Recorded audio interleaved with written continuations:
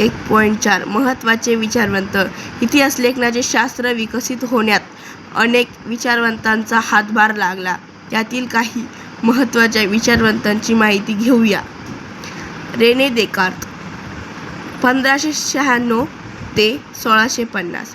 इतिहास लेखनासाठी वापरल्या जाणाऱ्या ऐतिहासिक साधनांची विशेषतः कागदपत्रांची विश्वासार्हता तपासून घेणे आवश्यक आहे असे मत आग्रहाने मांडले जात होते.